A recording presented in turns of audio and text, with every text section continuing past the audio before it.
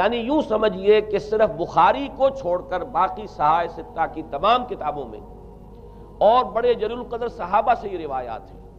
حضرت عبداللہ ابن عباس رضی اللہ تعالی عنہما حبر الامہ، حضرت عبداللہ ابن عمر رضی اللہ تعالی عنہما، حضرت ابو سعید خدری رضی اللہ تعالی عنہ اور حضرت ابو الدرداء رضی اللہ تعالی عنہ، ان صحابہ سے ان کتب حدیث میں جو روایات مروی ہیں وہ یہ ہے کہ جو شخص دجالی فتنے سے محفوظ رہنا چاہے وہ سورہ کہف کی ابتدائی اور آخری آیات کی تلاوت کرے۔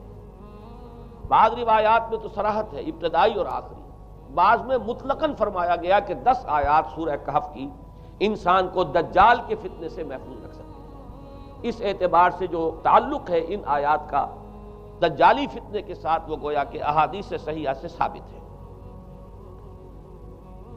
نمبر 2 بات جو اب میں عرض کرنا چاہتا ہوں وہ یہ ہے کہ احادیث نبویہ ہی سے دجالی فتنے کے بارے میں جو باتیں ہمیں معلوم ہوتی ہیں وہ کیا ہے، دجال کے کیا اوصاف ہوں گے، کیا خصائص ہوں گے، دجالی فتنے کے کیا مظاہر ہوں گے، کیا آثار ہوں گے، کیا اثرات ہوں گے۔ اس کی وضاحت میں پہلے تو ایک بات نوٹ کر لیجئے، ایک ہے دجالی فتنہ، ایک ہے ایک شخص معین المسیح الدجال، ان دونوں میں فرق ہے۔ معلوم ایسا ہوتا ہے کہ ایک تو شخص ہوگا جس کا ظہور ہوگا، وہ شخص معین ہوگا، اور اگر احادیث کا تتبع کیا جائے تو معلوم ہوتا ہے کہ وہ یہود کا کوئی بہت بڑا لیڈر ہوگا، اور آخری زمانے میں قریب قیامت کا جو زمانہ ہے، قرب قیامت کا، اس میں جو بڑی عظیم جنگیں ہونے والی ہیں ان میں جب یہودیوں اور مسلمانوں کا مقابلہ ہوگا اور بہت کرٹیکل سٹیج پر وہ مقابلہ پہنچا ہوا ہوگا، اس وقت حضرت مسیح علیہ السلام کا نزول ہوگا اور وہ دجال اکبر کو یا المسیح الدجال جسے کہا گیا ہے اس کو وہ قتل کریں گے۔ تو المسیح الدجال یہ تو ایک شخص معین ہے، البتہ دجالی فتنہ صرف ایک شخص معین کے ساتھ نہیں متعلق، بلکہ اس کے لیے جو احادیث آئی ہیں ان کا جب ہم تتبع کرتے ہیں، ان سب کو جب جمع کرتے ہیں تو معلوم ہوتا ہے کہ وہ ایک خاص کیفیت ہے، ایک خاص دور میں کچھ ایسی کیفیات پیدا ہو جائیں گی کہ جن کو دجالی فتنے سے تعبیر کیا گیا ہے۔ وہ کیفیات کیا ہیں، میں کچھ احادیث کے حوالے سے وہ میں نوٹ کر کے لایا ہوں، آج آپ کے سامنے رکھ رہا ہوں۔ پہلی بات یہ معلوم ہوتی ہے کہ اس دور میں، اس دجالی فتنے میں، انسان کو جو قواعد طبعیہ ہیں، جو قدرت کی طاقتیں ہیں، کائناتی قوتیں ہیں، ان پر غیر معمولی غلبہ، اقتدار، اختیار حاصل ہو جائے گا، اور وہ دجال متصرف ہوگا ان تمام قواعد طبعیہ پر، بالکل ایسے انداز میں جیسے کبھی انبیاء کرام علیہ السلام کو اللہ تعالیٰ معجزے عطا فرماتا ہے۔ وہ معجزے کہ جو اللہ تعالیٰ کے فضل و کرم سے اللہ کے رسولوں کو عطا ہوئے ہیں، گویا کہ وہ سب کی سب کیفیات ہیں کہ جو دجال کے بارے میں قرآن مجید یا احادیث نبویہ میں وارد ہوئی۔ مثلا پہلی بات یہ بتائی گئی کہ اس کے لیے فاصلہ بے معنی ہو کر رہ جائے گا، انتہائی تیز رفتاری ہوگی جو اسے حاصل ہوگی۔ چنانچہ الفاظ یہ ہے کالغیث استدبرت الريح، وہ ایک ایسے طوفان کے مانند جو ہے وہ سیلاب آئے گا کہ جیسے کوئی بہت زوردار آندھی جو ہے اس کے ساتھ طوفان آیا کرتا ہے۔ آپ سائیکلون کا تصور کیجئے کہ جس طریقے سے وہ ایک انتہائی تیز رفتار ہوا جو ہے وہ طوفان کو لے کر آتی ہے، اس طور سے وہ فتنہ پھیلے گا۔ ایک اور حدیث میں الفاظ ہیں فلا تدع قریۃ الا حبطتها فی 40 لیلہ، یہ مسلم شریف کی روایت ہے حضرت نواس ابن سمعان رضی اللہ تعالیٰ عنہ۔ کوئی قریہ تک نہیں چھوڑے گا دنیا کی کوئی آبادی چھوٹی سے چھوٹی جس میں وہ نہیں پہنچ جائے گا 40 دن کے اندر اندر۔ یہ اس کی تیز رفتاری کا عالم ہوگا، گویا کہ میں تعبیر کر رہا ہوں اسے ان الفاظ سے کہ فاصلہ بے معنی ہو کر رہ جائے گا۔ اسی کے ضمن میں بعض اور روایات آئی ہیں۔ سواری جو ہے اس دجال کی اس کو گدھے سے تعبیر کیا گیا ہے، اس لیے کہ ظاہر بات ہے اس دور میں اور کسی شے کا اگر تذکرہ کیا جاتا ہوائی جہاز کا یا راکٹس کا تو وہ تو لوگوں کی سمجھ میں نہ آتا، اور پہلے انہیں ساری سائنس پڑھانی پڑتی تب وہ الفاظ استعمال کرتے، لہذا وہ اس کا خچر، اس کا جس پر سواری ہوتی ہے، لیکن اس کی تیز رفتاری کے لیے الفاظ آئے ہیں کہ اس کا ایک قدم اگر مکے میں ہوگا تو دوسرا قدم شام میں جا کر پڑے، اور الفاظ یہ آئے ہیں کہ اس کے دونوں کانوں کے درمیان فاصلہ جو ہے وہ 40 باع کا یعنی 80 ہاتھ کا ہوگا۔ بلکہ حضرت علی رضی اللہ تعالیٰ عنہ کے خطبے میں جو اس کا بیان ہوا ہے کہ اس کا ایک کان جو ہے وہ 30 ہاتھ لمبا کان ہوگا اس کا. ابھی ذرا یہ صرف احادیث آپ سنتے جائیے، پھر اس کے بارے میں ان سب کو جوڑ کر جو ہمیں نتیجہ نکالنا ہے اس پر گفتگو بعد میں ہوگی. اسی طرح آواز کا معاملہ کہ اس کی آواز 4 دانگ عالم میں بیک وقت سنی جائے گی. الفاظ یہ ہے ینادی بصوت لہو یسمع لہو ما بین الخافقین. وہ ایک ایسی آواز کے ساتھ پکارے گا کہ جسے مشرق و مغرب کے مابین رہنے والا ہر شخص سنے گا. اس کی آواز جو ہے گویا کہ وہ تمام فاصلوں کے جو پردے ہیں اس کے لیے وہ حائل نہیں رہیں گے، بلکہ یہ کہ اس کی آواز جو ہے پوری دنیا میں مشرق و مغرب میں بیک وقت سنائی دے گی. تیسری بات معلوم ہوتی ہے کہ علاج معالجہ وہ اس انتہا کو اور عمل جراحی اس انتہا کو پہنچ جائے گا. یہاں وہ الفاظ آئے ہیں جو قرآن مجید میں حضرت مسیح کے معجزات کے لیے آئے. حضرت مسیح کے الفاظ جو ابرئ الاکمہ والابرص، کہ میں مادر ذات اندھے کو اور جو کوڑھ کا مرض تو ان دونوں کو میں ٹھیک کر دیتا ہوں. حضرت مسیح علیہ السلام صرف ہاتھ پھیرتے تھے اور مادر ذات جو نابینا ہے، اندھا، بینائی اس کی آ جاتی تھی، اور کوڑھی جو ہے اس کے جسم پر ہاتھ پھیرتے تھے اس کا کوڑھ درست ہو جاتا تھا. ابرئ الاکمہ والابرص، وہی الفاظ آئے حدیث میں کہ دجال کو یہ قدرت حاصل ہو جائے گی. نمبر 2 یہ کہ وہ یحیی الموتیٰ، جیسے کہ حضرت مسیح کے الفاظ ہیں وہ احیی الموتیٰ، میں زندہ کرتا ہوں مردے کو. حضرت مسیح فرماتے تھے ایک مردے کو قم باذن اللہ، اور وہ کھڑا ہو جاتا تھا. بالکل اسی طریقے سے دجال کو بھی قدرت حاصل ہو جائے گی کہ وہ مردوں کو زندہ کرے گا. مزید وضاحت ایک حدیث میں یہ ہے کہ وہ ایک شخص کو آری کے ساتھ بیچ میں سے چیرے گا، 2 ٹکڑے کر دے گا، پھر سیدھے گا اور زندہ کر دے گا. معلوم یہ ہوا کہ علاج معالجے کا علم اور دوسرے یہ کہ جراحی کا علم جو ہے وہ اپنی ان بلندیوں کو پہنچے گا کہ اس حد تک انسان کی رسائی ہو جائے گی. چوتھی بات، اس کو زمین اور فضا پر اس قدر غلبہ حاصل ہو جائے گا. الفاظ یہ حدیث کے یامر السماء فتمطر، وہ آسمان کو حکم دے گا بارش برسا اور وہ بارش برسائے گا. والارض فتنبت، اور زمین کو حکم دے گا کہ فصلیں اگا اور وہ اگائے گی. وَيَمُرُّ بِالْخَرْبَةِ فَيَقُولُ لَهَا اُخْرُجِي كُنُوزَكَ، اور وہ کسی ویرانے پر سے گزرے گا اور اسے حکم دے گا، ویران چٹیل میدان، اور حکم دے گا کہ اپنے خزانے نکال. اور فرمایا اس کا نتیجہ یہ نکلے گا فَتَتَّبِعُهُ كُنُوزُهَا، تو اس زمین کے جو خزانے ہیں وہ نکل کے اس کے ساتھ چلنے شروع ہو جائیں گے. زمین پر قدرت، فضا پر قدرت. بارش کا حکم ہوگا وہ بارش ہو جائے گی، آسمان بارش برسائے گا، زمین اپنے خزانے اگل دے گی. پانچویں بات، وَيُبْعَثُ مَعَهُ الشَّيَاطِينُ عَلَى صُورَةِ مَن مَاتَ، اس کے ساتھ کچھ ایسے شیاطین مبعوث ہوں گے کہ جو ان صورتوں کو اختیار کریں گے ان لوگوں کی جو مر چکے ہیں. من الآباء والأمہات والمعارف، جو آباء و اجداد اور مائیں اور دادیاں اور جو بھی جان پہچان والے لوگ ہیں جو فوت ہو چکے ہوں گے، وہ ان کی صورت اختیار کریں گے. فَتَأْتِيَ أَحَدَهُمْ فَيَقُولُ أَلَسْتُ فُلَانًا أَلَسْتَ تَعْرِفُنِي، پھر وہ آئے گا اور وہ شیاطین آئیں گے اور انسان سے کسی سے بات کریں گے، کیا تم مجھے نہیں پہچانتے؟ کیا میں تمہارا فلاں رشتہ دار نہیں ہوں؟ اپنی نشانیاں بیان کریں گے اور لوگ پہچانیں گے. یہ وہ احادیث ہیں کہ جن کا جو نتیجہ نکلتا ہے اب اس کو پہچان لیجئے.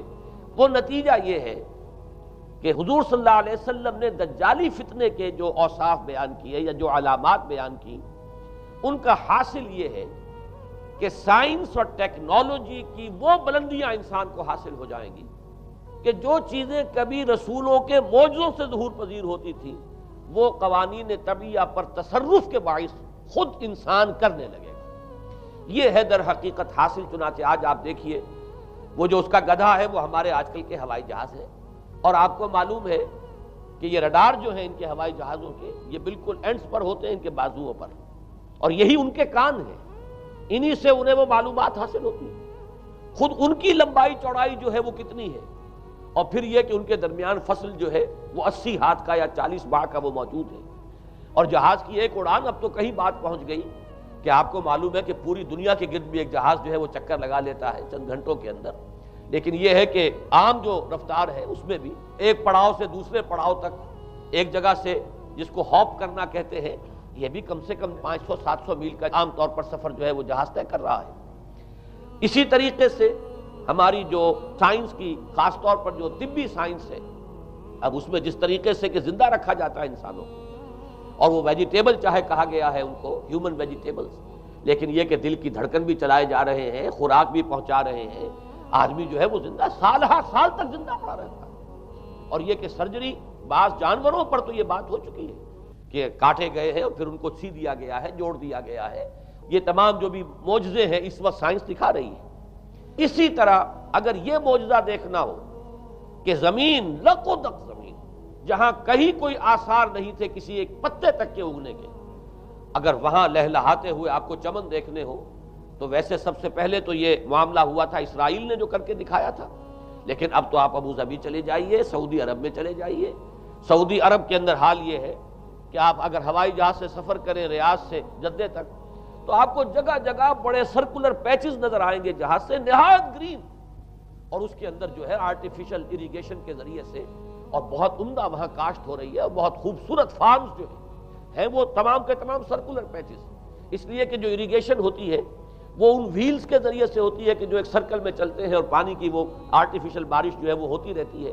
باقی یہ کہ فضا سے آرٹیفیشل رین، یہ تو بہت ہی سادہ سی بات ہے کہ فضا کے اندر ایٹماسفیرک کنڈیشنز کو ذرا تبدیل کیا جائے تو بارش آ جاتی ہے۔ اور باقی رہ گیا آواز کا یہاں سے وہاں جانا، وہ تو آواز ہی نہیں، اب تو آپ صورتیں دیکھ رہے ہیں۔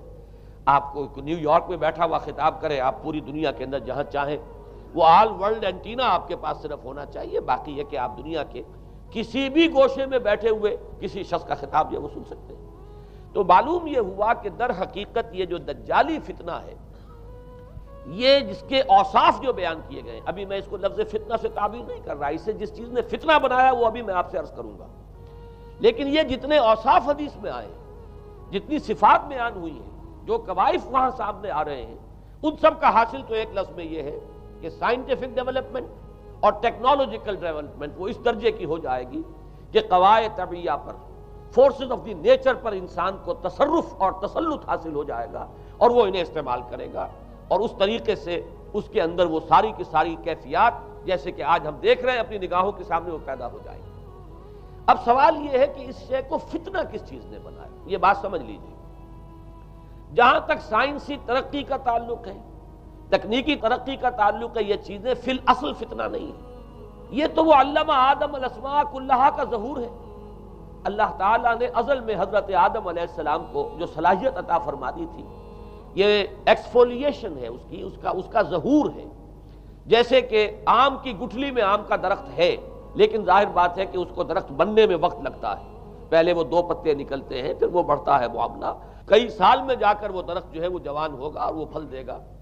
اسی طریقے سے یوں سمجھیے کہ بالقوہ وہ علم حضرت آدم علیہ السلام کو دے دیا گیا، یعنی وہ صلاحیتیں ودیت کر دی گئیں، وہ فیکلٹیز، سمع اور بصر اور فؤاد، دیکھو سنو نتیجہ نکالو اور آگے بڑھو۔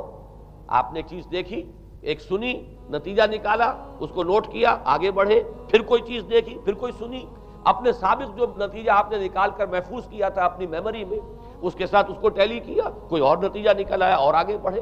تو یہ تو سٹیپ بائی سٹیپ، قدم با قدم انسانی علم آگے بڑھ رہا ہے۔ یہ ہرگز فتنہ نہ ہوتا، میرے الفاظ پر توجہ کیجئے، اگر اس کے ساتھ متوازن طور پر ایمان اور روحانیت کا ارتقا بھی ہوتا رہتا، اگر اس کے ساتھ اللہ کی معرفت، اللہ کی محبت، آخرت کا ایمان، منزل انسان کی جو ہے وہ آخرت ہے، دنیا نہیں ہے، اگر یہ چیزیں ساتھ کے ساتھ ہوتی تو یہ ہرگز فتنہ نہیں۔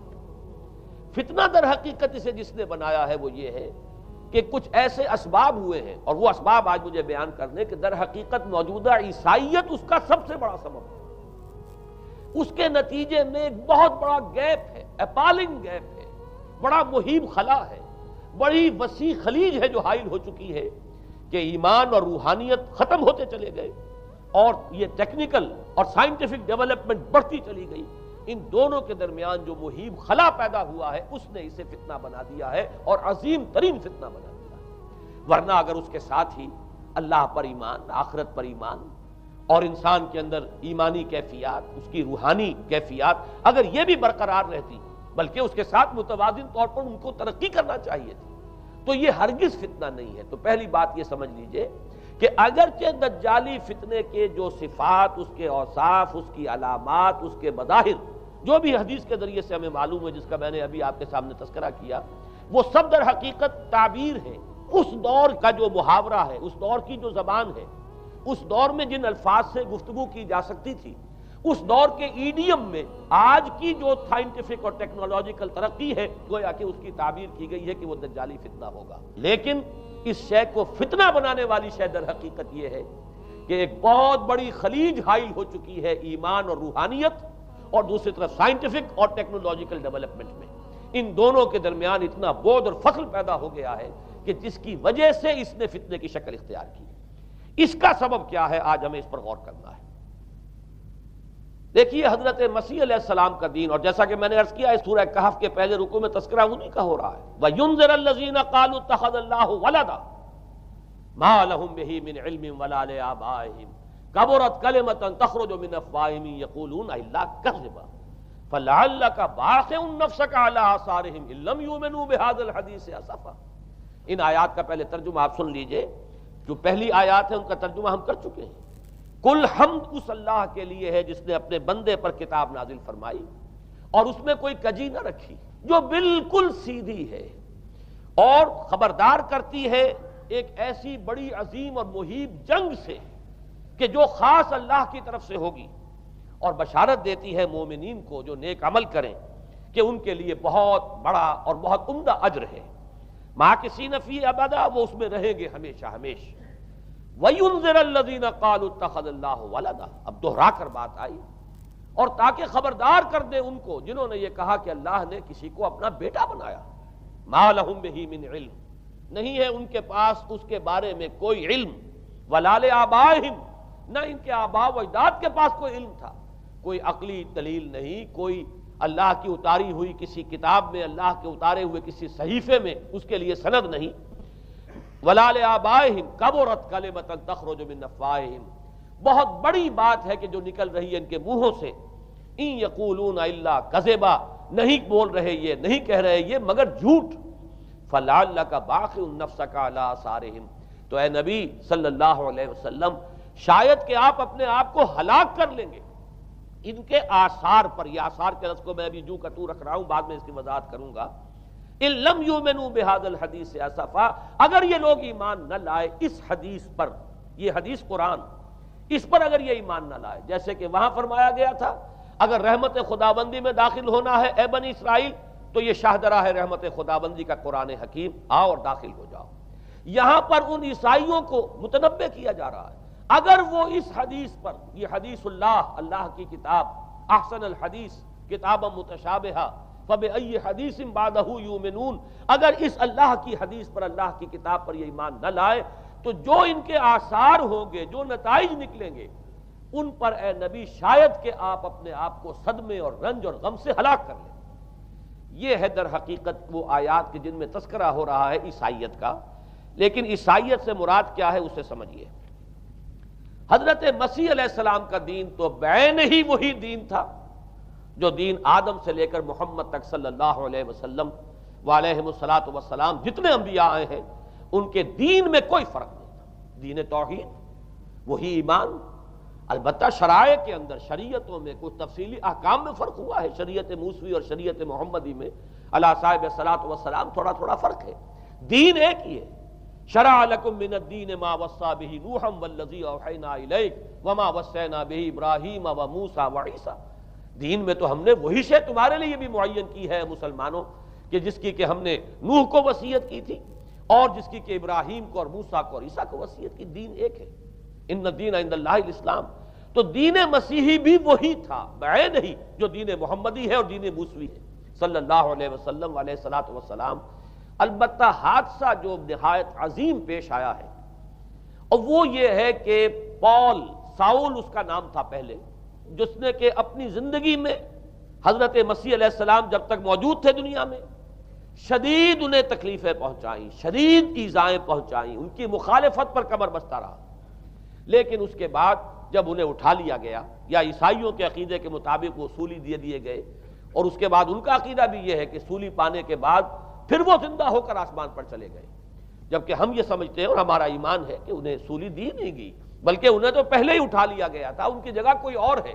انجیل برنباس نے یہ بات بالکل واضح کر دی کہ در حقیقت وہی حواریین میں سے جس نے کہ غداری کی تھی اور پکڑوایا تھا، مخبری کی تھی، وہی ہے جس کی شکل بنا دی گئی تھی حضرت مسیح علیہ السلام کے جیسی مانند، اور وہ شخص ہے کہ جو سولی چڑھا ہے۔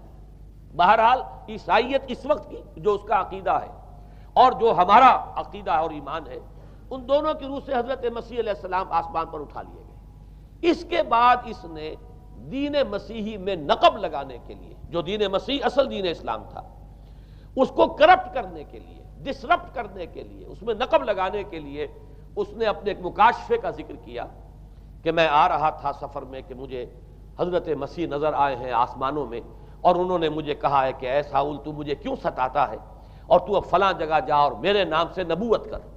اس کے بعد اس نے لبادہ اوڑھا عیسائیت کا، اور اس نے آ کر جس طرح عبداللہ ابن سبا نے محمد الرسول اللہ صلی اللہ علیہ وسلم کے دین میں نقب لگائی، اسی طریقے سے اس شخص نے دین مسیحی میں نقب لگائی۔ فرق یہ ہے کہ دین محمدی صلی اللہ علیہ وسلم، چونکہ یہ آخری دین تھا، اب کوئی اور رسول آنے والا نہیں تھا، اللہ تعالیٰ کی طرف سے اس دین کو، اس شریعت کو ایک پروٹیکشن حاصل ہے، لہذا ایک جزء کی حد تک گمراہی جو ہے پھیل سکی، کل پر محیط نہیں ہوئی۔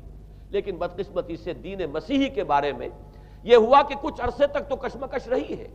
اصل دین مسیحی پر بھی جو کاربند لوگ تھے اور جو اس کے اوپر مستقیم رہے، وہ قائم کچھ عرصے تک رہے ہیں، لیکن ہوتے ہوتے تقریباً اس دور تک آ کر جب کہ حضور کی بعثت ہوئی ہے، اصل دین مسیحی کے ماننے والے تقریباً ختم ہو چکے تھے، شاذ لوگ رہ گئے تھے، اور ان میں بھی یہ جرت نہیں تھی کہ اپنے اصل دین کا وہ اظہار کر سکے، بلکہ ہوتے ہوتے ان 600 سالوں کے اندر یہ ہوا کہ وہی پالزم جو ہے در حقیقت اس نے ہی مسیحیت کی شکل اختیار کر لی۔ یہ پالزم جو ہے یہ ہے در حقیقت، یوں سمجھیے کہ ادیان عالم کی تاریخ میں سب سے زیادہ گمراہ کن مذہب، جس کا رد عمل پیدا ہوا ہے یورپ میں، جس نے کہ اس دجالی فتنے کی شکل اختیار کی ہے۔ میں یہ چاہتا ہوں کہ اس کے ضمن میں چند باتیں آج آپ کے سامنے رکھوں۔ پال نے جو دین مسیحی میں یا دین اسلام میں جو صحیح دین ہے اللہ کا، اس میں 3 تبدیلیاں بنیادی کی۔ سب سے پہلا تو وہی جو قرآن کہہ رہا ہے، الذین قالوا اتخذ اللہ ولدا، مسیح کو، حضرت مسیح علی نبینا علیہ الصلوۃ والسلام، انہیں خدا کا بیٹا قرار دیا گیا۔ اور اس میں بھی نوٹ کیجئے، بیٹے کے لیے عربی زبان میں 2 لفظ ہیں، ابن اور ولد۔ ابن کا لفظ ذو معنیین ہے، 2 معنی ہیں اس کے۔ ابن بیٹے کو بھی کہتے ہیں، اور ابن کا کوئی معنوی تعلق بھی ہو سکتا ہے، صرف بیٹا نہیں۔ ابن السبیل مسافر کو کہتے ہیں، راستے کا بیٹا، یعنی چونکہ راستے کے ساتھ اس کا ایک تعلق ہے، راستہ چل رہا ہے، وہ تو ابن السبیل ہے۔ ابن الوقت، وقت کا بیٹا، وہ وقت کا بیٹا اس معنی میں نہیں ہے، بلکہ یہ ہے کہ جو ہر وقت جو ہے حالات کے مطابق گرگٹ کی طرح اپنا رنگ بدلتا چلا جائے، چلو تم ادھر کو ہوا ہو جدھر کی، وہ ابن الوقت ہے۔ تو ابن الوقت اسی طریقے سے جو میں نے دوسری مثال دی ہے، ان کو اگر آپ سامنے رکھیں گے تو معلوم یہ ہوا کہ ابن کے تو دونوں معنی ہو سکتے ہیں، لیکن ولد یہ بالکل مخصوص ہے اولاد کے معنی میں۔ ولد یہ تو گویا کہ صلبی اولاد۔ اور عیسائیت وہ ہے مذہب کہ جس نے کہ بدترین شرک کی صورت اختیار کی ہے، اور ان کے ہاں عقیدے میں یہ الفاظ ہیں کہ مسیح اللہ کا، خدا کا صلبی بیٹا ہے، تاکہ کوئی شک نہ رہ جائے کہ کوئی اور نسبت ہے جسے ابن سے تعبیر کیا گیا، کوئی اور تعلق ہے جس کے لیے یہ لفظ اختیار کیا گیا، صلبی کا لفظ استعمال کیا گیا ہے کہ یہ خدا کا صلبی بیٹا ہے۔ اور یوں سمجھیے اب اس کا جو نتیجہ نکلا کہ بیٹا اگر کسی کا ہے تو ظاہر بات ہے کہ وہ ہم جنس ہے، ہم نوع ہے اپنے باپ کا۔ انسان کا بیٹا انسان ہوگا، سید زادہ جو ہے سید کا بیٹا سید ہوگا، مغل کا بیٹا مغل ہوگا، گھوڑے کا بیٹا گھوڑا ہوگا، گدھے کا بیٹا گدھا ہوگا۔ معلوم یہ ہوا کہ بعین ہی جو کچھ باپ ہوتا ہے وہی بیٹا ہوتا ہے۔ لہذا اس لفظ نے در حقیقت شرک کی بدترین صورت اختیار کی کہ بالکل اللہ کے برابر، اللہ کا ہم نوع، گویا کہ بدترین شرک جو ہے شرک فی الذات ہے۔ اور شرک فی الذات کی بدترین صورت یہ ہے کہ جو عیسائیت میں آئی ہے کہ حضرت مسیح علیہ السلام کو اللہ کا صلبی بیٹا قرار دیا گیا۔ اب اس کے نتیجے میں چونکہ ظاہر بات ہے کہ آخر بائبل بھی موجود تھی، اس بائبل کو ایک دم کیسے ختم کر دیتا سینٹ پال؟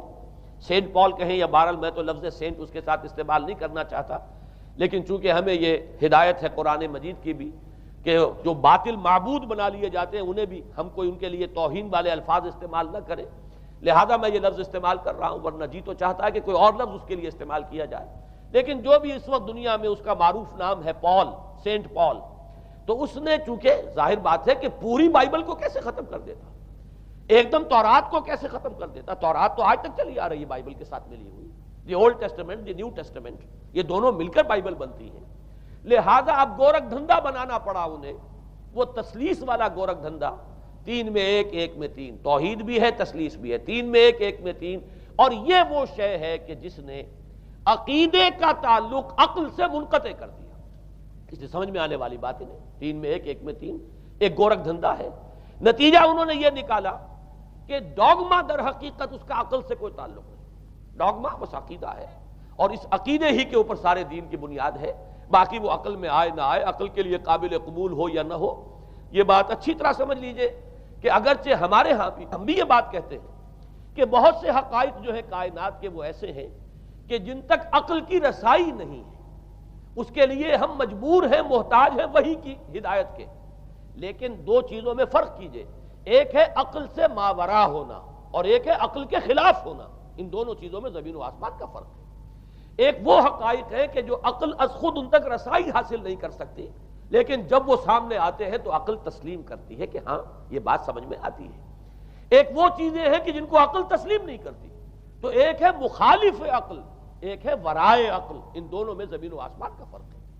ہمارے دین میں تو عقل کو اپیل کیا گیا ہے، لعلکم تعقلون، لعلہم یعقلون، اولو الالباب الذین یعقلون۔ اب ظاہر بات ہے کہ عقل کو ہاتھو برہانکم ان کنتم صادقین، لاؤ دلیل اپنی، تو دلیل سے عقل سے اپیل کی گئی، اور اس میں وہ رشتہ جو میں نے کئی مرتبہ بیان کیا علامہ اقبال کے اشعار کے حوالے سے کہ عقل گو آستاں سے دور نہیں، اس کی قسمت میں پر حضور نہیں، اور گزر جا عقل سے آگے کہ یہ نور چراغ راہ ہے، منزل نہیں ہے۔ منزل تک تو عقل نہیں پہنچائے گی لیکن راستہ تو دکھاتی ہے، اور جب کہ وحی کی روشنی سامنے آتی ہے تو عقل اس کی تصدیق کرتی ہے۔ یہ ہے ہمارا موقف اور یہ ہے عقلی معقول موقف۔ لیکن عیسائیت نے، بلکہ کہنا چاہیے پالزم نے، مجھے یہاں پر لفظ عیسائیت اب استعمال کرنا نہیں چاہیے اس لیے کہ حضرت عیسیٰ سے اب اس کی نسبت نہیں رہی، حضرت عیسیٰ سے اس کی نسبت جو ہے یہ مس نومر ہے، یہ غلط نام ہے۔ دی 100 کا مصنف جو ہے ڈاکٹر مائیکل ہارٹ، اس نے یہ بہت بڑی بات کہی، اس نے کہا در حقیقت موجودہ جو عیسائیت ہے اسے پالزم کہنا چاہیے، یہ پالزم ہے، کرسچینٹی نہیں ہے، اس لیے کہ در حقیقت حضرت مسیح علیہ السلام کی تعلیم جب تک وہ دنیا میں تھے وہ یہ نہیں تھی کہ جو پال نے دی۔ البتہ اس نے پال کو بہت بڑا شخص مانا، اس میں کوئی شک نہیں، اس لیے کہ اس شخص نے تاریخ کے ایک دھارے کا جو ہے وہ رخ موڑ دیا ہے، اللہ تعالیٰ کے صحیح دین کو گویا کہ قلع قمع کر کے ایک نیا دین اس طریقے سے پھیلایا ہے کہ آج بھی شاید دنیا میں کثیر ترین تعداد عیسائیت ہی کے نام لیواؤں کی ہے، واللہ عالم، یا شاید گوتم بدھ کے ماننے والوں کی ہے۔ بہرحال یہ کہ بہت بڑی تعداد میں آج حضرت مسیح علیہ السلام کی طرف جو منسوب ہے غلط طور پر دین، اس کے نام لیوا دنیا میں ہے۔ اس اعتبار سے وہ یقیناً اس کا تو حق لگتا ہے کہ اس کا نام بھی اس کتاب میں آئے کہ جس نے تاریخ کے اوپر اثرات اپنے پیدا کیے ہیں۔ اور حضرت مسیح علیہ السلام جب تک دنیا میں تھے، عیسائیت کی حقیقت بنی اسرائیل یا یہودیت کے ایک فرقے سے زیادہ نہیں تھی، ڈیٹیچ نہیں ہوا تھا یہ دین حضرت موسیٰ علیہ السلام کے دین سے، لیکن یہ کہ پال نے اسے بالکل ایک مستقل بذات ایک جداگانہ دین کی شکل دے دی ہے، تو یہ پالزم ہے۔ پالزم نے در حقیقت سب سے پہلا کام یہ کیا کہ عقل سے بالکل تعلق منقطع کر دیا۔ عقیدہ، ڈوگما، ڈوگما جو ہے وہ خلاف عقل، جو بات عقل میں آئے نہ آئے بس ماننی ہے۔ تو پہلی تو یوں سمجھیے کہ نقب جو لگی ہے دین کے اندر وہ اس تثلیث کے حوالے سے، اور تثلیث کا گورکھ دھندا خلاف عقل، لہذا ڈوگما کی جو کا لفظ جو استعمال ہوا ہے کہ بس اس کو تو ہم مانیں گے چاہے وہ عقل کے لیے قابل قبول ہو چاہے نہ ہو۔ دوسرا، اس سے بھی زیادہ آپ دیکھیے ایک سے ایک بڑھ کر اینٹ رکھی جا رہی ہے، خشت اول چون حد میں مار کج تاثریا میر ود دیوار کج۔ دوسرا کفارے کا عقیدہ جو مبنی ہے صلیب کے عقیدے پر۔ مسیح نے انتہائی ذلت کی موت، یعنی صلیب کی موت جو ہے وہ خود کہتے ہیں کہ انتہائی ذلت کی موت ہے۔ یہ ذلت کی موت کا پیالہ اس لیے پیا تاکہ اس کے ماننے والوں کی طرف سے کفارہ ادا ہو جائے۔ مسیح کفارہ ادا کر چکا ہے، اب جو شخص بھی مسیح کو مان لے گا اس کی گویا کہ نجات ہو گئی۔ اس کا عمل سے کوئی تعلق نہیں۔ عمل ہو نہ ہو، بد کردار ہو، اچھا کردار والا ہو، نیک ہو، بھلا ہو، جیسا بھی ہو، برا ہو، بدماش ہو، لچا ہو، لفنگا ہو، مسیح کو مان لے۔ صرف ماننے پر، اس لیے کہ مسیح تو اس کی طرف سے کفارہ پیش کر چکا، سارے گناہوں کا کفارہ جو ہے مسیح نے انتہائی ذلت آمیز موت جو ہے قبول کر کے گویا کہ اپنے ماننے والوں کے تمام گناہوں کا کفارہ دے دیا ہے۔ یہ دوسرا عقیدہ۔ اس کا نتیجہ کیا نکلا؟ تثلیث نے عقل سے تعلق توڑ دیا تھا مذہب کا، اس نے عمل سے تعلق توڑ دیا۔ ڈوگما ہی ڈوگما ہے، نہ عقل سے کوئی تعلق نہ عمل سے کوئی تعلق، کوئی تعلق نہیں رہا۔ دین کی جڑیں جو ہیں دونوں اعتبار سے، دین تو نام ان دو چیزوں کا، الا الذین آمنوا وعملوا الصالحات، دونوں کی گویا کہ جڑیں منہدم ہو گئیں، بنیادیں منہدم ہو گئیں، جڑیں کاٹ دی گئیں کہ نہ اس کا تعلق عقل کے ساتھ ہے نہ عمل کے ساتھ ہے۔ تیسری بات آئی ہے، اس نے کہا شریعت منسوخ۔ یہ عجیب ہے، دیکھیے، جسے آئرنی آف فیٹ کہتے ہیں انگریزی زبان میں۔ ابھی تک بائبل کے اندر سینٹ میتھیو کے جو روایت ہے، متی کی انجیل جسے کہا جاتا ہے، gospel of the lord according to Saint Matthew, اس میں جو سرمن آف دی ماؤنٹ ہے، ایک وعظ ہونے کے اعتبار سے واقعتاً میں اس کی عظمت کا بڑا قائل ہوں، عظیم ترین وعظ ہے دنیا کا۔ اس کے شروع میں یہ الفاظ موجود ہیں، don't think I have come to destroy law, ہرگز یہ نہ سمجھنا کہ میں شریعت کو ختم کرنے آیا۔ وہ یہ کہہ کر گئے تھے کہ شریعت موسوی تم پر لاگو رہے گی، عائد رہے گی، لیکن پال نے تیسرا نقب لگایا، شریعت ساقط کر دی۔ اس کی ضرورت کیوں محسوس ہوئی یہ بھی سمجھ لیجئے۔ حضرت مسیح یہ کہہ کر گئے تھے کہ میں صرف بنی اسرائیل کے لیے آیا ہوں، میں اسرائیل کے گھرانے کی کھوئی ہوئی بھیڑوں کی تلاش میں آیا ہوں۔ انجیل میں یہ الفاظ آج بھی موجود ہیں۔ حضرت مسیح نے اپنے حواریین کو جب بھیجا ہے کہ اب جاؤ تبلیغ کرو میری طرف سے، اس کی ہدایتوں میں ایک ہدایت یہ بھی ہے کہ تمہیں صرف اسرائیلیوں تک تبلیغ کرنی ہے، باہر نہیں، میں صرف اسرائیلیوں کی طرف رسول بنا کر بھیجا گیا ہوں۔ یہ الفاظ بھی موجود ہیں، اگرچہ اس وقت کے انجیل میں جو الفاظ ہیں وہ تو میں سمجھتا ہوں کہ حضرت مسیح علیہ السلام کے شایان شان نہیں ہے، وہاں کوئی نہ کوئی تحریف ہوئی ہے لفظی، اس لیے کہ وہاں تشبیہ یہ دی گئی ہے کہ کوئی اپنے بچے کے حصے کی روٹی جو ہے کتے کے آگے نہیں ڈالتا۔ گویا کہ جینٹائلز جو ہیں، غیر بنی اسرائیلی، انہیں اس جملے کی روح سے انہیں کتوں سے تشبیہ دی جا رہی ہے کہ میرے پاس میرے بچوں کے حصے کی روٹی ہے، میرے بچے ہیں اسرائیلی، میری روٹی جو ہے یہ جو میرے پاس ہے وہ اسرائیلیوں کے لیے ہے، کوئی اپنے بچوں کے حصے کی روٹی کتے کو نہیں کھلاتا۔ یہ جملہ تو میں سمجھتا ہوں حضرت مسیح کا نہیں ہو سکتا، لیکن یہ ہدایت کہ تمہیں تبلیغ صرف اسرائیلیوں میں کرنی ہے، یہ قرآن مجید کی روح سے ثابت ہے، اس لیے کہ قرآن بھی یہ کہتا ہے کہ رسولاً الی بنی اسرائیل، حضرت مسیح علیہ السلام رسول بنا کر بھیجے گئے تھے بنی اسرائیل کی طرف، اس لیے کہ وہ یوں سمجھیے کہ جسے ہمارے ہاں عام اصطلاحات میں علماء کہا کرتے ہیں تاج و تخت ختم نبوت، وہ تاج و تخت ختم نبوت تو ابھی منتظر تھا محمد الرسول اللہ صلی اللہ علیہ وسلم کی آمد کا، کہ وہی آئیں گے تو انہی کی بعثت ہوگی پوری نوع انسانی کی طرف۔ آپ سے پہلے کسی رسول کی بعثت پوری نوع انسانی کی طرف نہیں ہوئی بشمول حضرت مسیح علیہ السلام۔ ہر جو ہے رسول جو آیا ہے آپ سے پہلے اپنی اپنی قوموں کی طرف آیا ہے، لیکن اس پال نے کیا کیا؟ پہلے تو یہ اصول توڑا، ہم اس دین مسیحی کی یا جو پالزم ہے اس کی اب تبلیغ کریں گے غیر اسرائیلیوں میں بھی۔ وہاں انہیں دقت پیش آئی، شریعت موسوی بڑی بھاری شریعت ہے، اب وہ بھاری شریعت جو ہے اس کو قبول کرنا تو لوگوں کے لیے آسان نہیں ہے۔ انہوں نے یہ کیا کہ یہ شریعت تم پر ساقط، شریعت کا بوجھ تم پر نہیں، برڈن آف لا یہ تمہارے لیے نہیں ہے۔ اور میں یہاں مثال دے دینا چاہتا ہوں، بین ہی تاریخ نے اپنے آپ کو دہرایا ہے۔ عبداللہ ابن سبا نے جو فتنہ شروع کیا تھا ہمارے ہاں، ہماری تاریخ میں جو اس کے اثرات پھر پیدا ہوئے ہیں، ان میں سے ایک جو ہے وہ شکل وہ اسماعیلیت والی ہے، کہ اسماعیلیت نے بھی بین ہی یہی شکل اختیار کی ہے۔ ہندوستان میں آ کر جب اسماعیلی داعیوں نے جب تبلیغ کی ہے تو شریعت ساقط کر دی۔ آج آپ کو جو اسماعیلی ملیں گے ان کے ہاں کوئی شریعت نہیں ہے، کوئی نماز نہیں، مسجد ان کی ہوتی نہیں، جماعت خانہ ہوتا ہے، وہ کلب گھر ہے، آتے ہیں جمع ہوتے ہیں، کھانا کھاتے ہیں، اللہ اللہ خیر صلی اللہ کو باتیں چیتیں کرتے ہیں، ان کے اوپر شریعت ہے ہی نہیں، نہ روزہ ہے نہ نماز ہے۔ اور بین ہی وہی جو اختیارات میں ابھی آپ کو بتاؤں گا کہ جو پوپ کے ہیں وہی ان کے امام حاضر کے اختیارات ہیں۔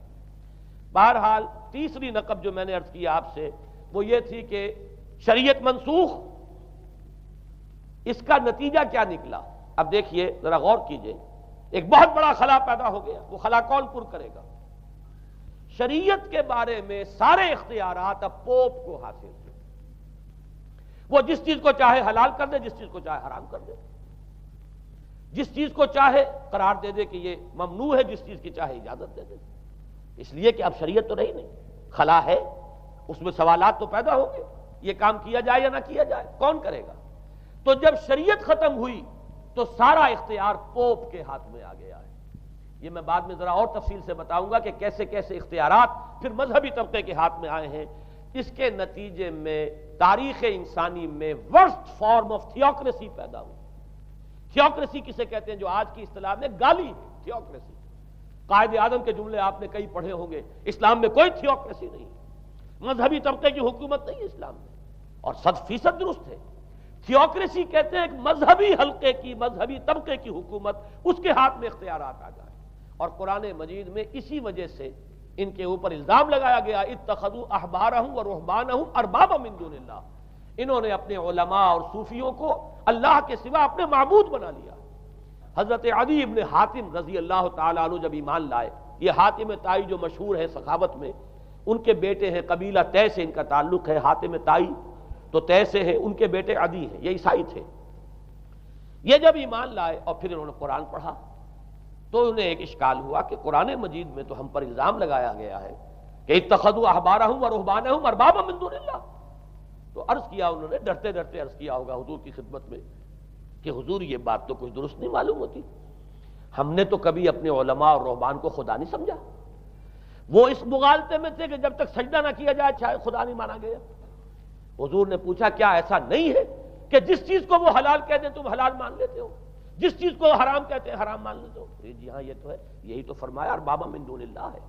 تحلیل و تحریم کا اختیار صرف اللہ کے ہاتھ میں، یا اللہ کے نمائندے کی حیثیت سے اس کے رسول کے پاس ہے جس کو وحی آتی ہے، اس کے بعد کسی کو اختیار نہیں ہے۔ اجتہاد کر سکتا ہے لیکن اجتہاد کے لیے دلیل دینی ہوگی، نص سے، کتاب اللہ سے کوئی دلیل لاؤ، سنت رسول اللہ سے کوئی دلیل لاؤ، استنباط کرو، عقل سے بات کرو، لیکن یہ ہے کہ تحلیل و تحریم یہ خدائی اختیار ہے، اللہ کے ہاتھ میں اس کا اختیار ہے، اور اللہ کے نمائندے کی حیثیت سے زیادہ یہ اللہ کے رسولوں کے ہاتھ میں اختیار آتا ہے، اس کے علاوہ کسی کے لیے نہیں۔ کسی اور کے لیے یہ مان لیا گیا تبھی تو ان کو خدا بنا لیا گیا۔ اسی معنی میں آج کی جمہوریت جو ہے وہ بدترین شرک ہے کہ یہاں یہ تسلیم کیا جاتا ہے کہ ساورنٹی جو ہے وہ عوام کی ہے، ساورنٹی آف دی پیپل۔ کیا معنی ہے؟ کہ عوام کے نمائندے جو چاہیں قانون بنا دیں، جس چیز کو چاہیں حلال ٹھہرائیں، جس چیز کو چاہیں حرام ٹھہرائیں، ان کے پاس حلت و حرمت کے جو پورے اختیارات ہیں ان کے پاس آ گئے۔ یہی تو خدائی مقام ہے، خدا کا مقام دے دیا گیا، اس سے بڑا شرک کیا ہوگا؟ در حقیقت حاکمیت غیر اللہ اس دور کا سب سے بڑا شرک ہے۔ تو وہاں یہ حق جو ہے دے دیا گیا علماء کے ایک طبقے کو، پوپ کو، تو گویا کہ تاریخ انسانی کی بدترین تھیوکریسی، بدترین مذہبی استبدادی حکومت قائم ہوئی ہے یورپ میں۔ اس کے حوالے سے میں کچھ تاریخی حوالے بھی اب آپ کے سامنے رکھ دوں۔ دیکھیے جب تک پال نے یہ کام شروع کیا ہے تو تقریباً 3 صدیوں تک تو یہ صرف ایک مذہبی تبلیغ کا کام ہوا ہے۔ انہوں نے کوششیں کی، محنتیں کی، پیغام پہنچایا، اور جیسا کہ میں عرض کر چکا ہوں اس وقت تک گڈمٹ تھے، پال کے ماننے والے بھی تھے اور حضرت مسیح کے جو اصل صحابہ تھے جو ان کے حواریین تھے ان کے ماننے والے بھی تھے، لہذا کشمکش ان کے اندر بھی چل رہی تھی۔ لیکن ظاہر بات ہے کہ حضرت مسیح کے اصل حواریین وہ تو اول تو یہ کہ اپنی گفتگو رکھ رہے تھے محدود بنی اسرائیل تک، نمبر 2 یہ کہ انہوں نے تو شریعت کو ساقط نہیں مانا۔ جنگل کی آگ کی طرح جو مسیحیت پھیلی ہے وہ پالزم والی مسیحیت ہے، اس لیے کہ اس میں تو کوئی شریعت کا کوئی بوجھ نہیں، کوئی حلال نہیں، کوئی حرام نہیں، کوئی نماز نہیں، کوئی روزہ نہیں، لہذا یہ تیزی کے ساتھ پھیلی ہے۔ اور 300 برس تک تو ایک کشمکش جو ہے جاری رہی، انہوں نے تبلیغیں کی، مصائب جھیلے، کشمکش اندر بھی چلی باہر بھی چلی۔ لیکن اس کے بعد قیصر روم کانسٹنٹائن، قسطنطین جسے کہتے ہیں، جس کا یہ قسطنطنیہ ہے، کانسٹنٹائن، اس نے یہ محسوس کیا بالکل اکبر کی طرح، جیسے اکبر نے محسوس کیا تھا کہ میری مملکت کے اندر یہ مذہبی تصادم جو ہے یہ سب سے بڑی یوں سمجھیے کہ انسٹیبلٹی کا سبب ہے، لہذا ان تمام مذہبوں کو ایک ہاون دستے میں ڈال کے کوٹ پیس کر ایک بناؤ۔ وہ جو دین اکبری یا دین الہی جو اس نے کیا تھا اس سیاسی مصلحت کی وجہ سے کہ یہ ہندو مسلم تصادم اور دوسرے مذاہب کا ٹکراؤ جو ہے وہ ہندوستان کو ایک سیاسی وحدت اور ایک اپنی سیاسی عظمت کی طرف پیش قدمی کرنے کا جو راستہ ہے اختیار کرنے سے روکتا ہے، لہذا یہ کام کیا جائے۔ یہی قسطنطین نے کیا۔ اس نے جب دیکھا بڑی کشمکش چل رہی ہے، اس نے خود عیسائیت اختیار کر لی۔ عیسائیت کون سی اختیار کی؟ پولزم والی۔ ظاہر بات ہے اس کے لیے بھی اصل عیسائیت اختیار کرنا جو ہے مشکل تھا، پولزم والی۔ اور اس کے بعد یہ اب اسٹیٹ کی جو مشینری تھی، جو طاقت تھا، جو دباؤ تھا، اس کے حوالے سے اب یہ مسیحیت جو ہے پورے رومن امپائر کے اندر اب یہ بڑی تیزی کے ساتھ، جس کو کہنا چاہیے، اس کا ایک نظام قائم ہوا، اور جو مذہبی طبقہ تھا اس کا اقتدار مستحکم ہو گیا۔ اس کے باوجود 200 برس اور گزرے۔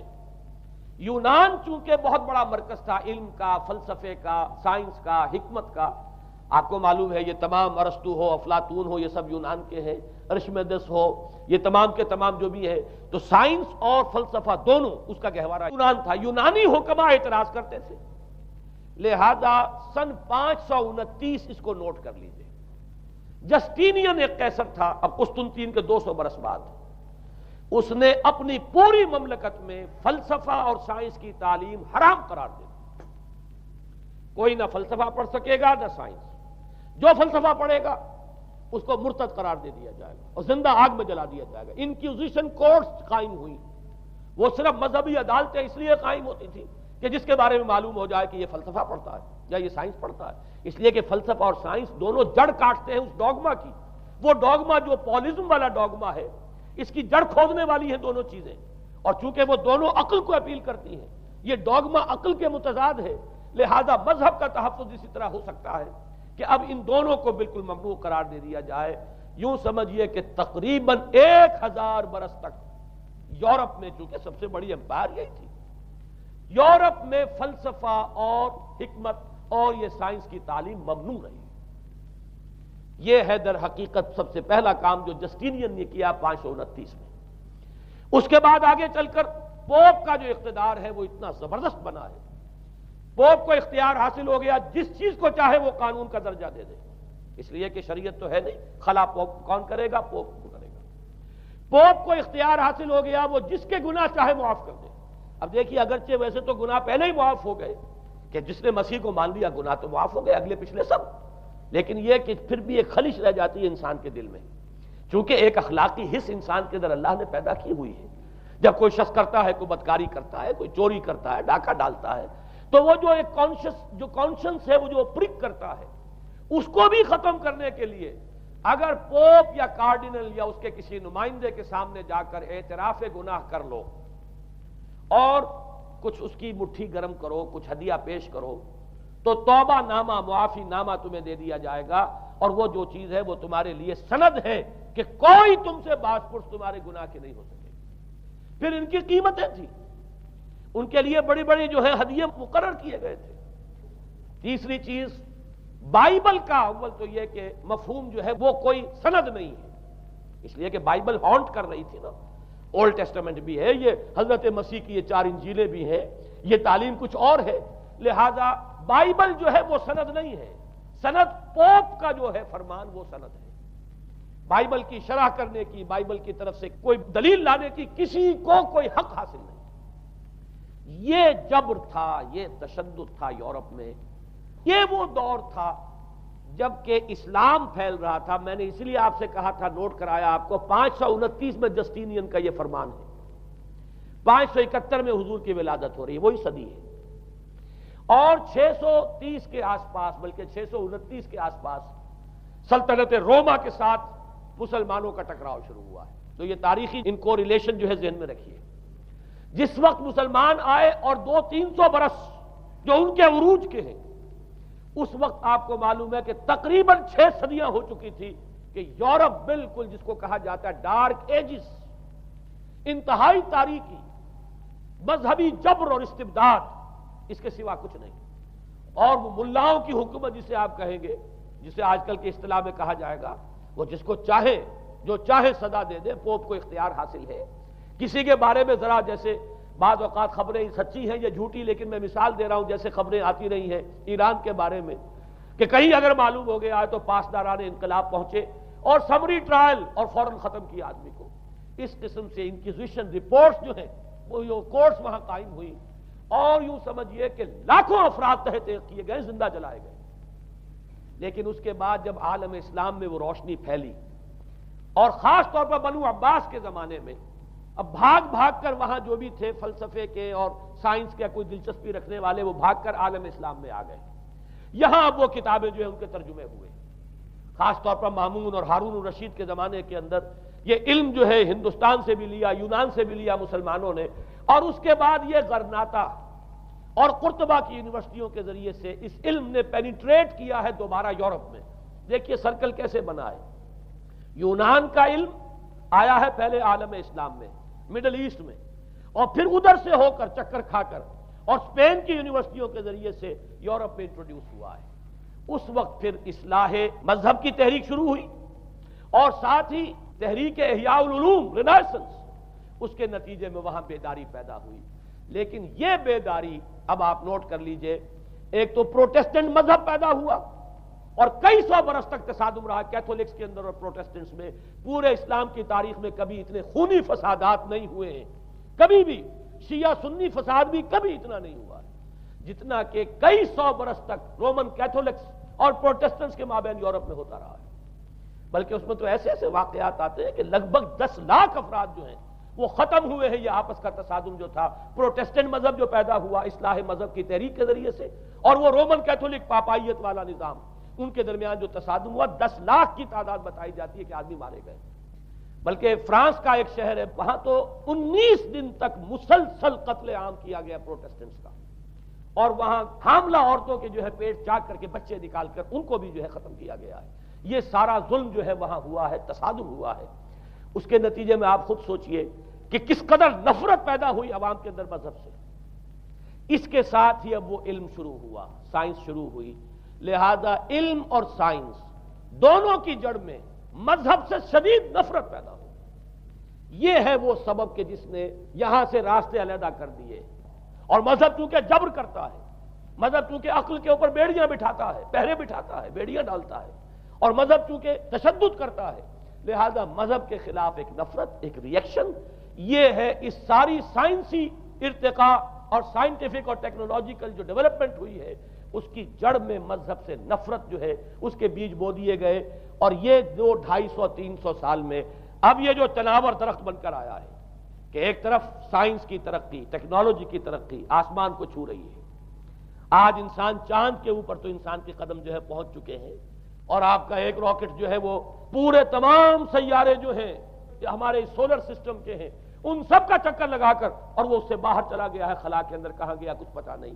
لیکن یہ کہ تقریباً یوں سمجھیے کہ سن 77 کا چلا ہوا وہ، اور 12 برس تک اس نے سفر طے کیا ہے، اور کم سے کم سولر سسٹم کا جو ہے اس نے پورا جو ہے احاطہ کیا ہے.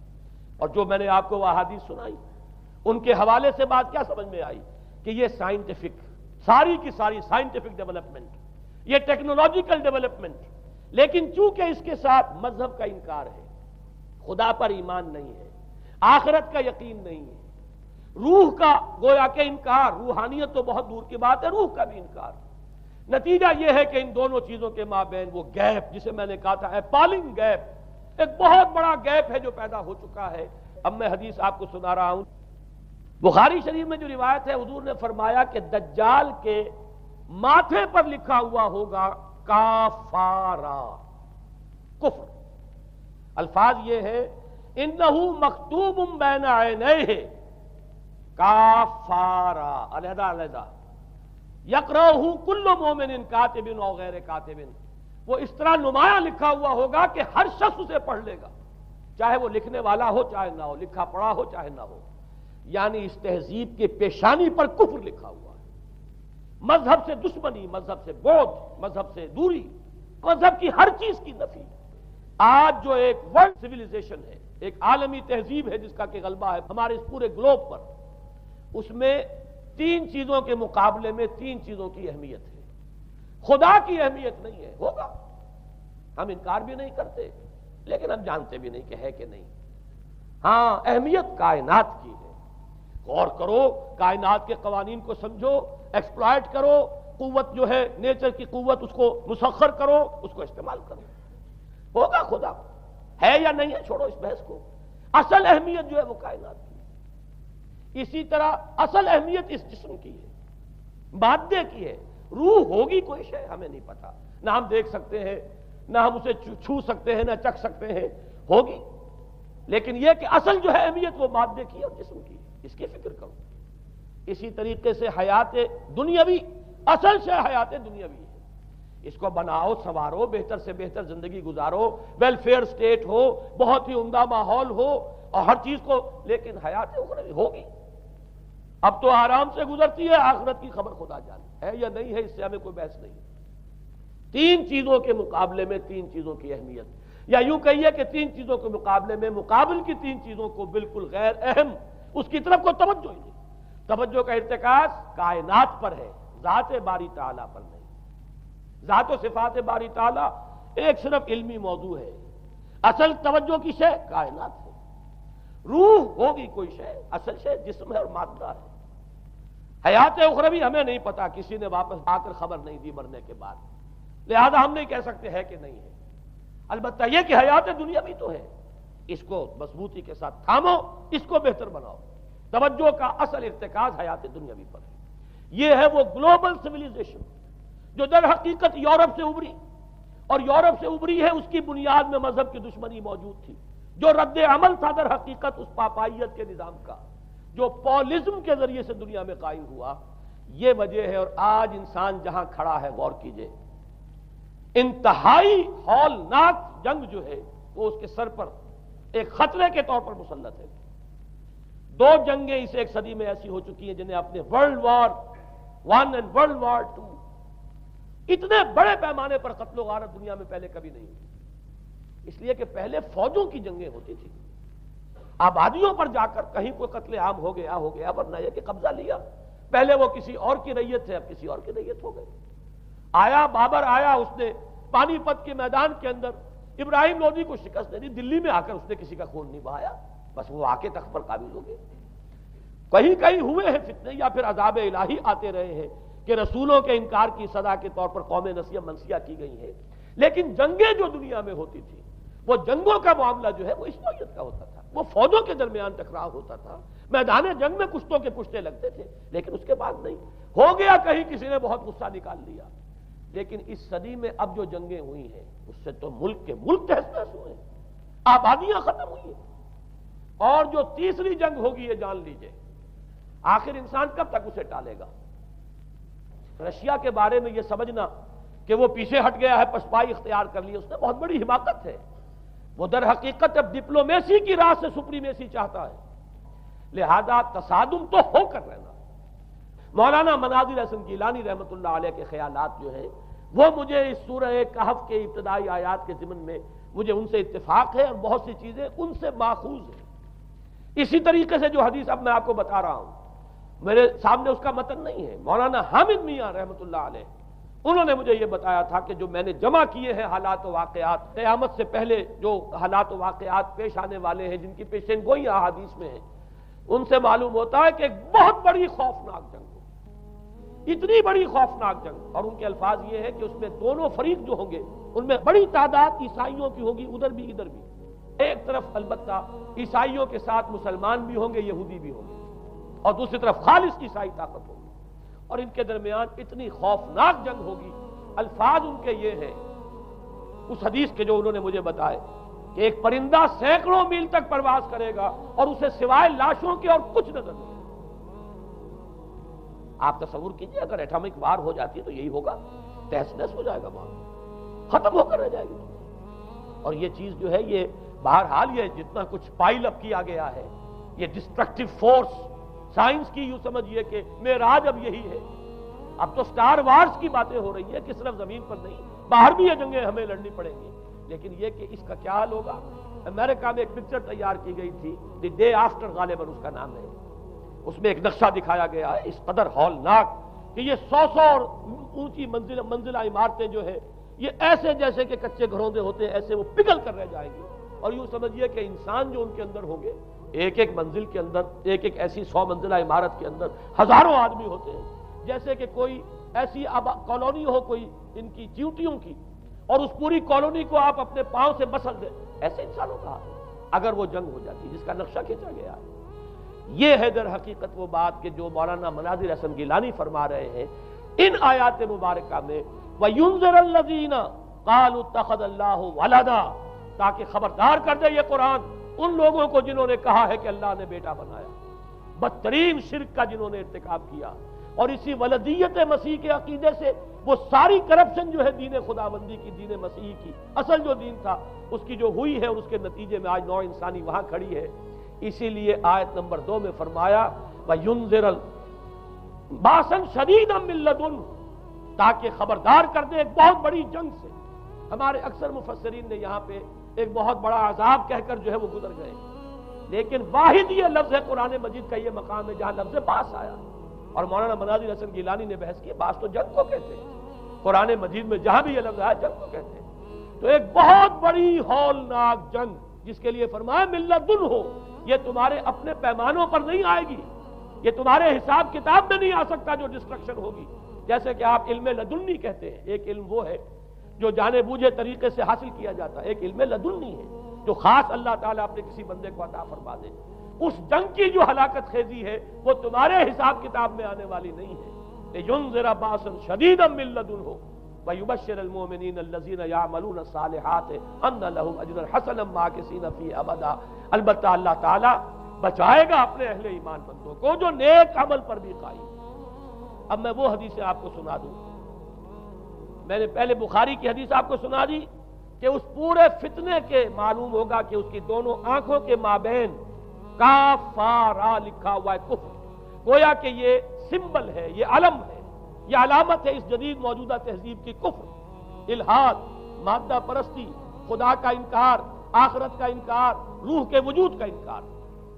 اس کے بعد فرمایا، یہ ابو داؤد کی روایت ہے، فواللہ، تو خدا کی قسم وہ وقت جب آئے گا، ان الرجل لیاتیہ وہو یحسب انہ مومن، ایک شخص حاضر ہوگا اس کے پاس، دجال کے پاس، اور وہ شخص اپنے آپ کو مومن سمجھتا ہوگا کہ مومن ہے، فیتبعہ بما یبعث بہ الشبہات، لیکن جو شبہات اس فتنے کی وجہ سے اس کے اندر پیدا ہو جائیں گے اس کی وجہ سے وہ بھی اسی کی پیروی کرے گا۔ آج آپ عالم اسلام کا نقشہ دیکھ لیجیے، ذہنوں کے اندر جو شبہات ہیں، ایمان کے بارے میں یقین کی کیفیت کتنوں کو حاصل ہے، وہی ساری ہماری بھی ویلیوز ہے، وہی مادی تہذیب جو ہے، آج ہم بھی اسی کے پیروکار ہیں، سمجھتے ہیں اپنے آپ کو مسلمان، سمجھتے ہیں مومن، لیکن ذرا تجزیہ کیجئے۔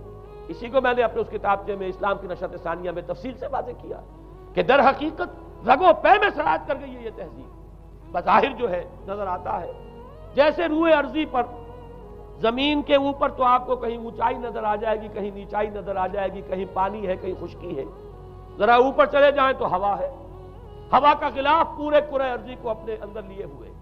یہی حال ہے ہر ملک میں آپ چلے جائیں، نیچے کے لوگوں میں کچھ مذہب نظر آ جائے گا تھوڑا بہت۔ ہندوستان میں بھی اگر کوئی مندروں میں جاتا تو گھٹیا آدمی جاتے ہیں، بیچارے نیچ لوگ جاتے ہیں، بڑا لوگ آدمی کوئی نہیں جاتا۔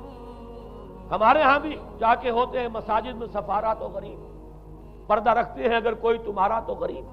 شہروں میں ایک کاروباری طبقہ ضرور ایسا ہے جو نماز روزے کے ساتھ اس کا ایک شوق ہے، لیکن آپ جا کے دیکھ لیجئے دیہات کے اندر کیا حال ہے۔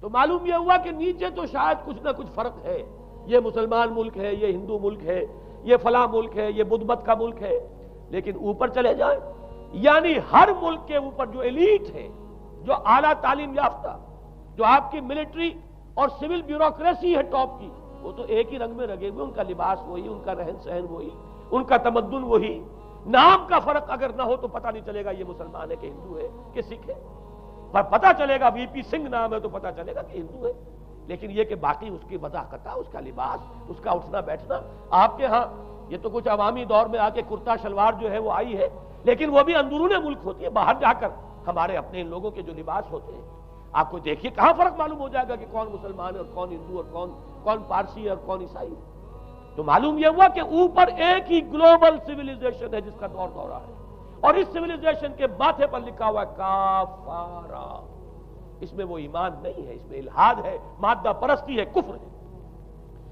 اس میں آخری حدیث جو میں آپ کو سنا رہا ہوں، حضور نے فرمایا آخر من یخرج الیہ النساء، اس فتنے کی طرف پیش قدمی کرنے والا آخری طبقہ ہوگا عورتوں کا، وہ جب اس تہذیب کی طرف لپکیں گے، یہ طبقہ جب آگے بڑھے گا، یہ جو ہمارے ہاں بھی جلوس نکلتے ہیں، شریعت کا مذاق اڑانے والے جلوس، اسلامی احکام کی نفی کرنے والے جلوس نکلتے ہیں، اور ان کے جس طریقے سے ڈسپلے ہوتا ہے اخبارات کے اندر، جتنا ان کے لیے اعزاز ہے، جتنی ان کے لیے یہاں پر تکریم ہے ہمارے معاشرے کے اندر، اس کو پیش نظر رکھیے۔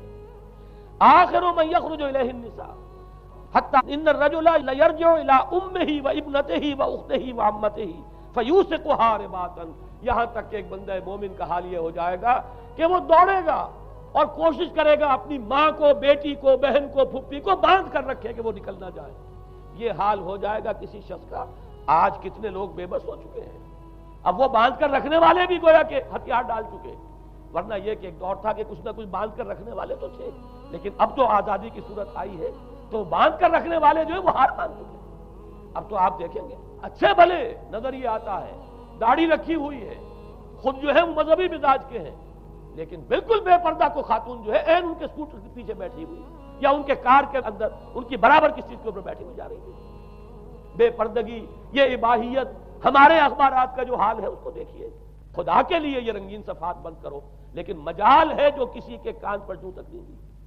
لہذا حدیث کے الفاظ نوٹ کیجئے، آخر من یخرج الیہ النساء، اس فتنے کی طرف پیش قدمی کرنے میں آخری طبقہ جو ہوگا وہ خواتین کا ہوگا۔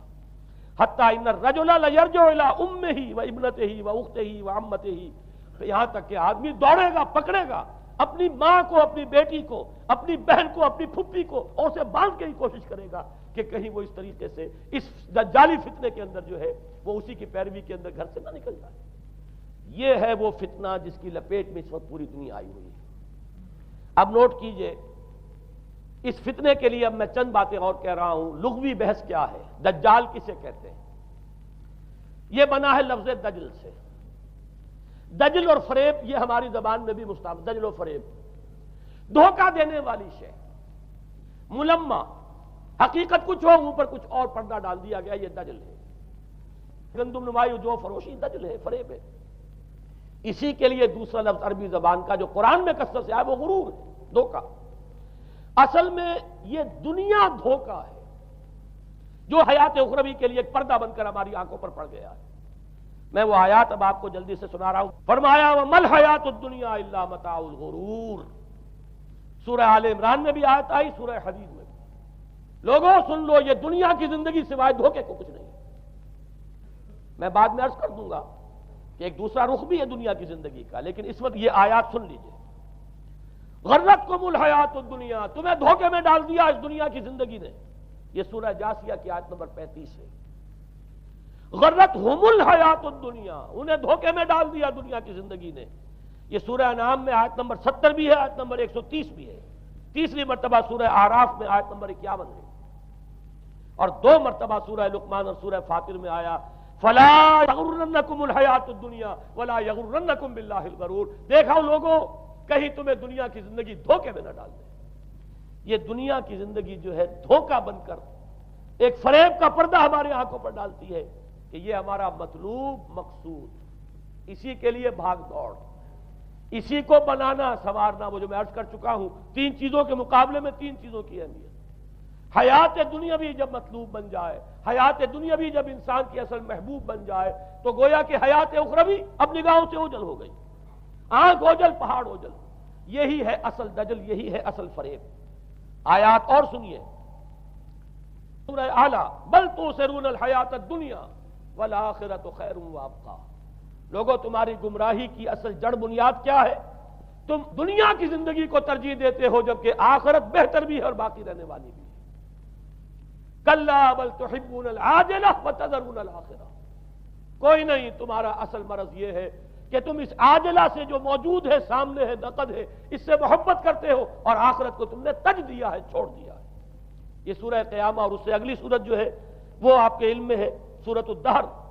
اس میں فرمایا گیا ان ہؤلاء یحبون العاجلۃ ویذرون وراءہم یوما ثقیلا۔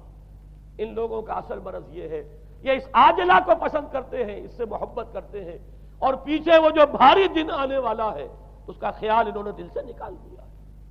یہ ہے در حقیقت اصل فساد، اصل فتنہ، اصل گمراہی، 100 خرابیوں کی جڑ ایک خرابی۔ اب اسی کا ایک نتیجہ نکلتا ہے، یہ دنیا جتنی حسین بنتی چلی جائے گی اتنا ہی فتنہ شدید سے شدید تر ہوتا چلا جائے گا۔ یہاں جتنی آسائشیں ہوں گی اتنا ہی آپ پر غفلت کا پردہ طاری ہو جائے گا۔ اور آپ کو معلوم ہے کہ اس پوری سائنٹیفک جو بھی ڈیولپمنٹ ہے اس کا حاصل کیا ہے؟ یورپ میں جائیے واقعتاً دنیا بڑی حسین بن چکی ہے، امریکہ میں جائیے واقعتاً بہت حسین دنیا ہے، ابو ظبی میں جائیے بڑی حسین نظر آئے گی دنیا، کارنیشز جس طریقے کے آباد ہیں۔